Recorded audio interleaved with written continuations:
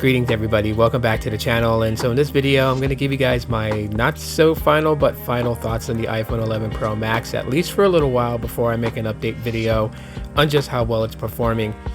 And I gotta tell you guys that this device really kind of surprised me, especially for what it was picked up for. Very decent phone, and battery life is amazing, but we'll get more in depth with that.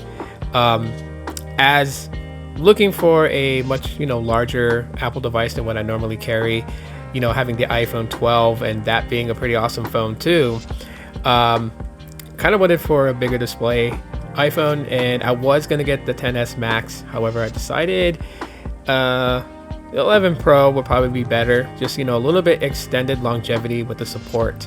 So that's the reason I opted to go for it. The A13 Bionic chip is still good in this device. Everything that I do, from the different social media accounts to even recording vlog videos, that chip can handle just what I'm throwing at it. So that's a big up on there. The thing with this device happens to be the battery. I think that and the SIM tray. Having a physical SIM slot in order for me to swap devices was one of the biggest things that I really wanted, and not be solely dependent on eSIM. And even though the battery is down to 86% capacity, it still lasts a pretty good amount of time as I'm using it. Of course, one of the big things here that I'm enjoying with the iPhone 11 Pro Max is the cameras. The cameras are pretty decent.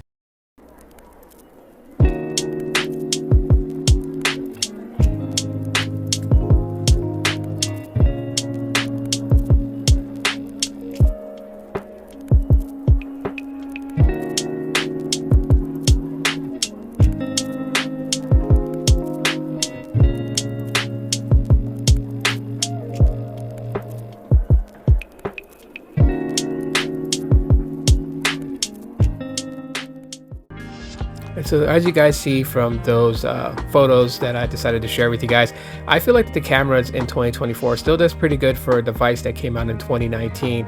They take pretty good photos, get some nice shots with it, some good color representation, and at times it even captures some very good detail in those photos. Videos is actually really decent too as well, and I generally use this for making videos at times, especially if I'm going to record videos about the Google Pixels that I own. I like to use the iPhone 11 Pro Max for that.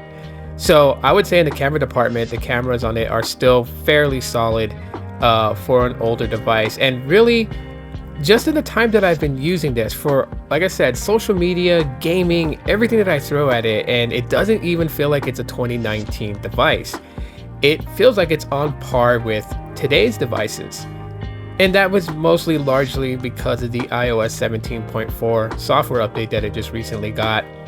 Of course, it's still being supported. That helps quite a bit, but just even with the hardware that it has, it still feels like it's a newer device rather than older, and I can appreciate that.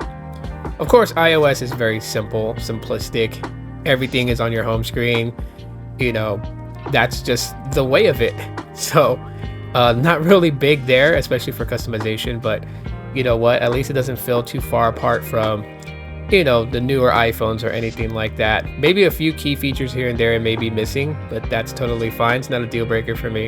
And as far as network connectivity, I feel like the radios in this device does very well. And as you guys can see, I'm running a quick speed test here on Helium, which is using T-Mobile's network, and this is LTE, which is something that might be a deal breaker for some people, the lack of 5G, because it does not have 5G support. For me, that's not a deal breaker at all. Like I said, my speeds, connectivity, and how I use my phone works just fine. But overall, I'm very happy with the purchase of the iPhone 11 Pro Max. I feel like it's a very solid phone, and if you don't want to spend over $300, probably one to get.